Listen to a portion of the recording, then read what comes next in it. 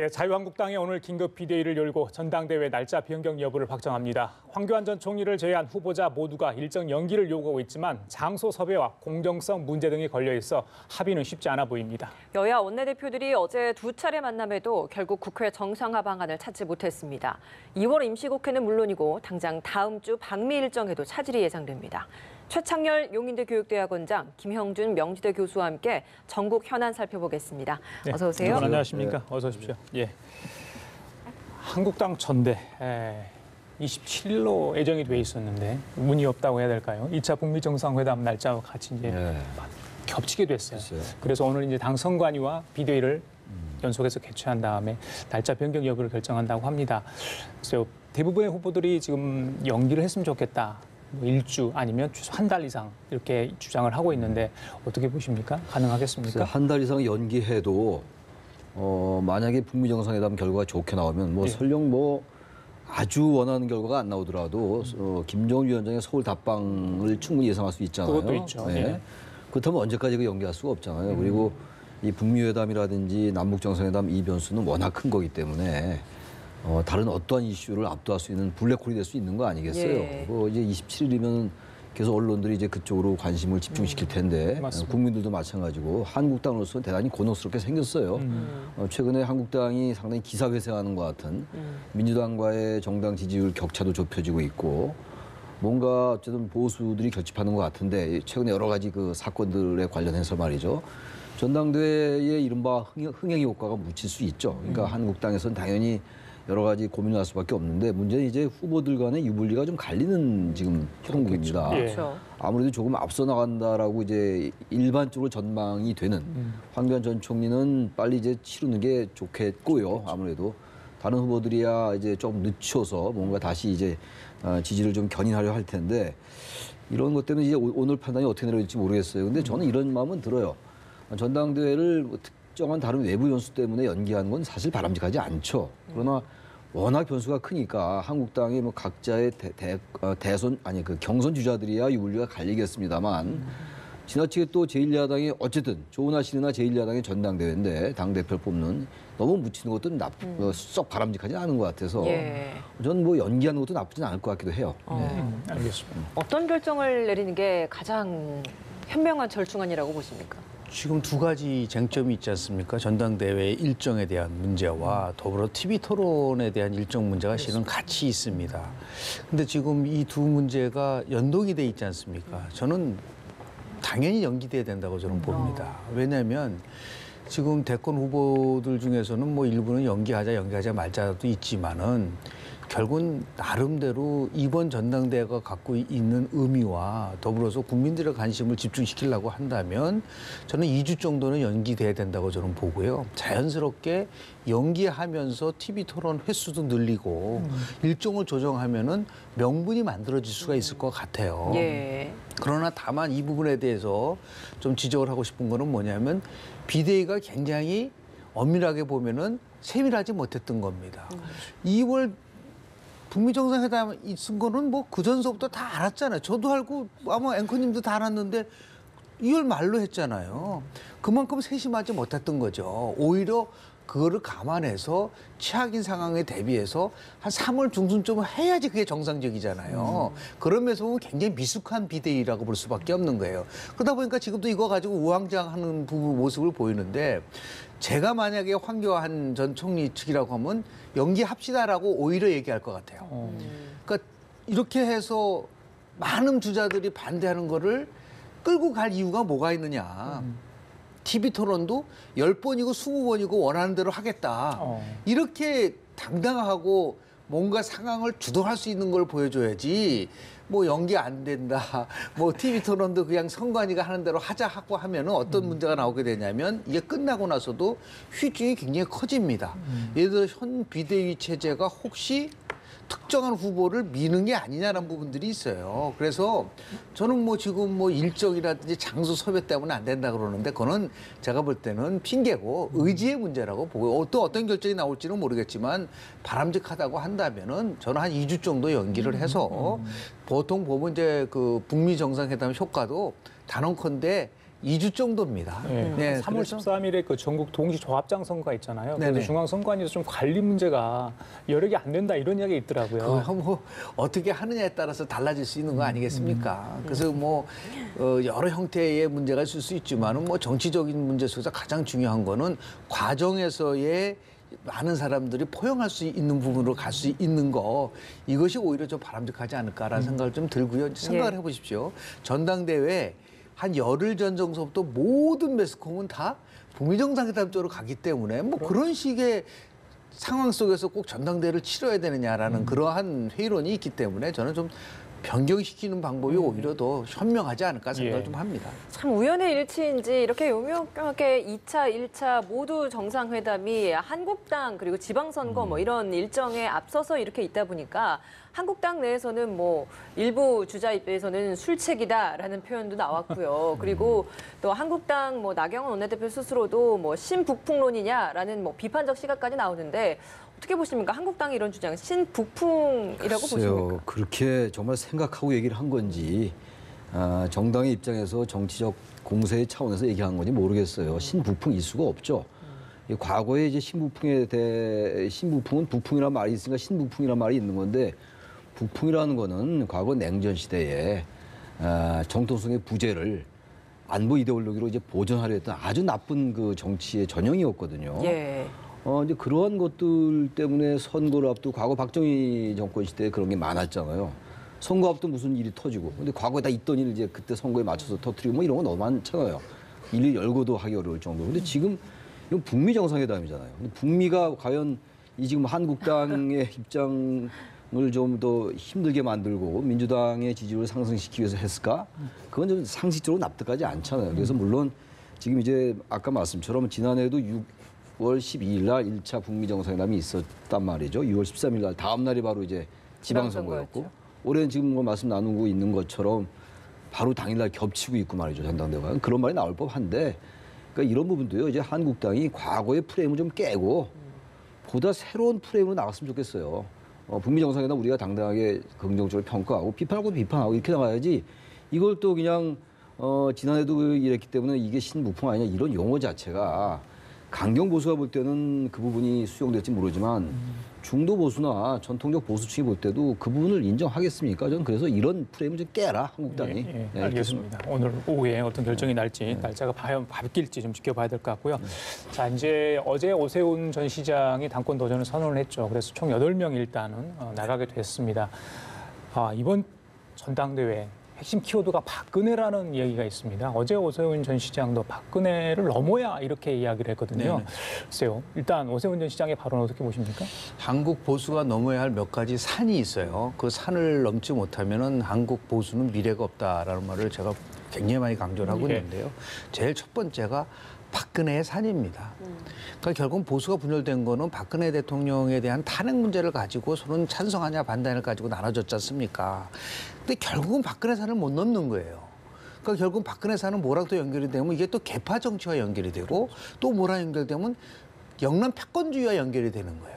그러니까 박근혜, 박정희라고 하는 정통 보수라고 주장하는 분들 하나와 개파와 지역 패권 이 세 가지를 가지고 그동안 한국 보수가 오랜 기간 동안에 어떤 경우는 뭐 정권을 잡은 적도 있지만 이제는 그 부분을 가지고 계속 끌고 간다고 한다는 거는 단언컨대 미래가 없다. 그렇다고 한다면 이 부분을 어떻게 극복할 것이냐 문제가 되는데 또다시 이 지금 전당대회에서 박근혜의 마케팅이라든지 박근혜의 부활이라든지 이런 쪽으로 나온다고 한다면 제가 볼 때는 결국은 그것이 한국의 그 특히 전당대회의 책임 당원이 갖고 있는 분포도와 연관이 있는 겁니다.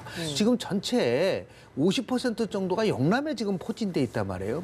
그리고 더 나아가서 지난 2017년 전당대회와 지금 비교를 해보면은 약 15만 명이 30만 명으로 2배 정도 늘어났어요. 예. 근데 이 늘어난 거에 상당한 부분은 예를 들어서 우리가 보통 말하는 태극기 이 집회에 많이 참여하고 아주 굉장히 강력한 보수 성향을 예. 갖고 있는 분들이 많다. 이러다 보니까 당연히 대권 주자들의 입장에서 봤을 때는 표를 얻기 위해서 뭐 예를 들어 박근혜 대통령에 대한 부분들, 박근혜 대통령 뭐 탄핵에 대한 뭐 부당성이라든지 아니면 석방이라든지 사면이라 이런 문제가 나온다고 한다면 과연 당대표 선거에서는 통용될지는 모르겠지만 내년도 총선에서 국민들이 바라볼 수 있는 다시 얘기해서 미래를 향해서 나갈 수 있는 길이 과연 열릴 것이냐에 대한 부분들이 있어요. 그거를 어저께 이제 오세훈 전 시장이 박근혜를 극복해야지만이 보수가 부활될 수 있다라는 얘기를 하고 있는데 예. 공통점은 부활이든 아니면은 뭐 마케팅이든 예. 박근혜라고 하는 이 적자가 여전히 남아 들어가고 있는 부분들이 있습니다. 이거는 뭐는 한국 보수의 미래를 위해서도 결코 바람직하지 않다라는 말씀 먼저 드립니다. 뭐 오세훈 전 서울시장도 그렇고 그리고 다른 주자들도 계속 행보를 이어나가고 있는데 일단 오 전 시장의 어제 출마 선언을 보면 탈박근혜이기 때문에 네. 못해도 친박계 지지는 좀 배제시키고 카운팅이 들어가게 되지 않을까라는 생각이 드는 상황인데 그럼 대표적으로 친박계라고 주장을 하고 있는 황교안 전 총리 같은 경우에는 어제 있었던 그 유영하 변호사의 방송 출연과 있어서 굉장히 친박계에 있어서의 좀 또 흔들림이 있지 않을까라는 생각도 드는데 어제 유영하 변호사의 이런 발언이나 이런 내용들은 좀 어떻게 들으셨습니까? 황교안 권한대행 시절에 예. 대통령 권한대행 때 책상이나 의자를 넣어주지 않았다라는 얘기잖아요. 그 사실관계도 한번 봐야 되겠죠. 뭐 황교안 전 권한대행이 그 부분을 보고를 받았는지 보고를 받았을 확률은 높다고 보긴 봅니다. 바로 이제 그런 관점인데 참 이 전당대회라는 게 그래도 제1야당의 전당대회인데 미래에 우리가 무엇을 어떻게 토론해 나갈 것인가, 미래의 한국적 사회의 합의는 무엇인가 이런 것들을 쟁점으로 해가지고 담론으로 가지고 와야 되는데 여전히 박근혜 지금 마케팅이란 말까지는 아니라 하더라도 예. 박근혜냐 아니냐 그러니까 박근혜 없는 박근혜 선거 이렇게 되고 말았단 말이죠. 그러면서 이제 유영하 그 변호사가 박근혜 전 대통령이 대단히 그 서운함을 표시했다 이런 얘기를 방송에서 했다는 거 아니겠어요? 그리고 그 전에 나온 것 네. 자체도 박 전 대통령에게 허락을 받고 나왔다 네, 그래서 그 얘기를 그런 했었죠. 얘기도 했었죠. 이 여전히 이제 박근혜 변수가 더 깊숙이 개입되는 그런 양상이에요. 저는 예. 그래서 이번 황교안 전 총리가 깰 필요가 있어요. 그리고 홍준표 전 대표도요. 처음엔 도로 친박당이 된다. 황교안 전 총리가 만약 대표가 되면 도로 탄핵당이다 그랬는데 요즘 스탠스 바꿨어요. 앞서 김 교수님 말씀처럼 워낙 이 당내 경선에 표심을 의식 안 할 수가 없으니까 지금 책임당원이 30만 원 정도 됐는데 거의 반 이상이 30% 정도가 대구, 경북, TK란 말이죠. 그러니까 주자로서는 뭐 불가피한 면이 있다 하더라도요. 과감하게 이걸 깨야죠. 그러니까 네. 오세훈 지금 전 시장도 처음에는 박근혜 전 대통령의 신을 졌다 하다가 스탠스 바꿨어요. 차별을 하러 하는 게 낫겠죠. 어차피 홍준표, 박근혜 두 후보에 비해, 아니 홍준표, 황교안 두 후보에 비해서 아무래도 친박의 지지를 얻기를 어렵다고 보니까 자신의 이제 그 브랜드인 뭐 개혁 성향을 내세우면서 그렇게 가는 예. 건데 저는 그런 주자들의 그 유불리는 다 있어요. 정치적 계산은 당연히 있는 건데 그런 걸 떠나서 과연 박근혜 선거가 맞는 거냐 전당대회에 지나치게 TK 강경 모습만 의식하지 말고 내년 총선이 있는 거 아니겠어요? 총선에서 이겨야지 전당대회에서 이기면 뭐합니까? 그래서 그걸 오히려 과감하게 내세우면 오히려 다른 보수의 지지도 받을 수 있지 않을까 해서 뭔가 한국당이 바뀌어야죠. 언제까지 박근혜 프레임에 갇혀 있습니까? 예. 박근혜 전 대통령은 헌법 절차에 따라서 탄핵된 대통령인데 파면된 예. 대통령이고 한국당이 이 프레임에서 빨리 깨어나야 된다고 생각합니다. 예. 명화 변호사 방송 출연이 박근혜 전 대통령이 허락하에서 나온 거다. 그러면 그런 반언들이 박근혜 전 대통령의 의중을 그대로 반영한 것인지 만약 했다면 의도는 어디에 있는 것인지 좀 궁금한 점이 있습니다. 뭐 유영하 변호사는 엄밀하게 따지면 이제 일종의 전달자의 역할을 좀 하고 있는 거기 때문에 예. 황당한 거는 뭐냐 확인이 안 됩니다. 그 얘기를 했는지 안 했는지 몰라요. 그러니까 뭐 본인 얘기일 수도 본인 있다는 얘기일 수도 있는 거고 예를 들어서 박근혜 대통령 얘기일 수 있는 거고 좀 모르는 거잖아요. 예. 그런 의미에서 봤을 때 이게 얼마나 황당하고 대한민국 21세기의 정당 정치가 이루어지는 상황 속에서 옥중에 있는 박근혜 전 대통령이 무슨 말을 했느냐에 따라서 모든 언론이 그쪽으로 가져가고 있다는 것에 대해서 야 이게 아직까지 정말 좀 참담하다라는 생각이 좀 듭니다. 분명한 거는 박근혜 전 대통령 스펙트는 있어요. 왜냐하면 이거 전에 황교안 전 총리가 몇 번 면회를 신청을 했는데 가지 못했다는 거는 예. 이번 말고도 그 전에도 계속해서 있었었단 말이죠. 그거와 이제 같이 이제 연계해서 얘기를 해보면 그 이유가 뭔가 황 전 총리에 관련돼서 박근혜 전 대통령이 갖고 있는 일종의 마음을 좀 읽어낼 수 있는 거를 예. 어저께 이제 그 유영하 변호사가 얘기한 거라고 저는 보는데요. 그것도 뭐 본인이 나와서 이거는 뭐 대통령의 뭐 허락을 받고 나왔다. 뭐 이것도 좀 유치하지 않나요? 그런 말 자체가 아무리 그랬다 하더라도 그러면 전대에 영향을 미칠 것으로 보십니까? 영향을 미칠 거라고 확인을 하고 그 부분 속에서 뭔가 메시지를 계속 전달을 하면서 항상 중요한 정치적인 메시지의 핵심은 뭐냐면 여전히 박근혜는 살아있다는 것을 보여줄 수 있는 그런 시그널을 보내는 거죠. 그러니까 보이지 않게 다중적인 포석을 갖고 있는 겁니다. 그러니까 전당대회에 대한 포석도 있고 또 하나는 뭐냐면 TK 지역에 대해서 박근혜 전 대통령이 어떻게 생각하고 있냐는 걸 보여주고 더 나아가서는 현 정부에 대해서도 뭔가 메시지를 계속해서 전달하고 싶은 이런 부분들이 있는 것이죠. 만약에 정말 박근혜 전 대통령 측에다 한번 얘기하고 싶은 얘기는 뭐냐면 보수 계멸의 책임이 있다고 한다면 더 이상 이 문제와 관련돼서 TV라든지 이런 쪽에서 얘기하지 말고 침묵하고 있어라는 얘기예요. 그래야지 박근혜를 넘어설 수 있는 기회가 마련되지 이런 식으로 와서 전당대회가 진행되는 속에서 나와가지고 뭐 박 전 대통령이 무슨 말을 했다.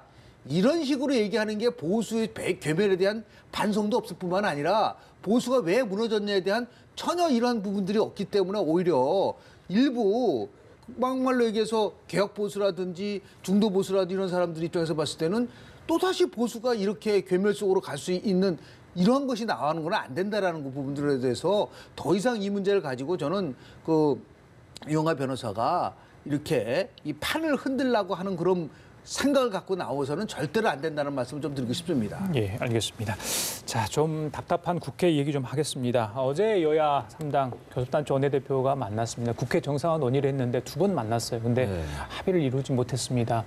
글쎄요, 여러 가지 너무 현안이 쌓여 있잖아요. 이건 뭐 청와대도 뭔가 좀 나서야 될 때 아니냐 이런 이야기도 있고요. 여야 가지고는 안 된다. 뭐 다음 주에 방미 일정 있잖아요. 국회의장하고 같이 가는. 그렇죠. 예, 그것도 좀 저기 나경원 원내대표, 김관영 원내대표는 못 갈 수도 있다까지 이야기를 하고 있습니다. 답답한데요. 어떻게 그 보십니까? 정상회담도 지금 북미 정상회담 예정돼 있고 뭐 방미 이제 국회의장단 방미가 어떻게 될지 모르겠습니다만 그 부분도 있고. 근데 중요한 건요. 지금 이 정치 구도 자체가 박근혜 전 대통령 탄핵 이전으로 완전히 돌아갔어요. 국민들은 어느 정당이 탄핵을 했고 안 했고 이런 걸 다 떠나서 이제 과거에 똑같은 여와 야의 그 대립 구도 그 자체입니다. 여기서 사실 수혜자는 한국당이거든요. 민주당은 상당히 많은 걸 까먹고 있는 거예요, 지금. 개혁 동력도 지금 상당히 좀 소멸되고 있는 상황이고 예. 지금 말씀처럼 여러 가지 의혹 사건이 많이 연말에 있었잖아요. 예. 이게 뭡니까? 결국은 적대적 대립 구도, 적대적 공정 구도의 부활이에요. 정치의 복원을 우리가 주장을 했는데 정치가 복원돼야 된다라고 우리가 많이 얘기를 하는데 정치의 복원커녕 퇴행적 정치가 부활하고 있는. 이러다 보니까 지금 김태민 그 특검이 있죠. 손혜원 의원에 대해서 국정조사해야 된다고 또 야당이 주장하고 있죠. 또 김경수 지사 법정구속에 대해서 여야 간의 공방은 여전히 진행 중이고 한국당이 의사일정에 합의해 줄 것 같지 않아요. 제가 볼 때는. 오히려 이런 구도가 갈등을 뭔가 제도화해서 이 우리나라의 격차를 완화시키는 쪽으로 가야 되는데 그런 쪽으로 가지 않고 갈등을 증폭시켜서 지지층들을 결집시키려는 아주 나쁜 대한민국 정치의 전형적 관행을 답습하고 있어요. 저는 그래서 이 의사일정 합의가 안 되는 건 무슨 뭐 방미 일정 뭐 이런 것들도 물론 변수가 되겠습니다만 예. 그것보다는 생각이 없는 거예요. 그게 오히려 정치적 유리하다, 정치적으로. 보수를 결집시키고 또 이쪽도 자신의 지지층을 결집시키는 이런 것들이 여전히 지금 지속되고 있는 거거든요. 그러니까 이 큰 틀에서 볼 때 한국 정치의 구도가 과거로 완전히 회귀했다고 생각해요. 그래서 저는 당분간 2월 국회 쉽지 않을 것 같습니다. 제가 좀 정치 과정을 연구한 연구자 입장에서 좀 고언을 드리면 지난 박근혜 정부 때의 현재 여당이 야당이었지 않습니까? 그때 계속 강조했었던 부분들은 뭐냐면 권력이 집중이 되면서 대통령으로 집중이 되면서 집권당이 결국은 청와대 여의도 출장소로 전락한 것이 문제다.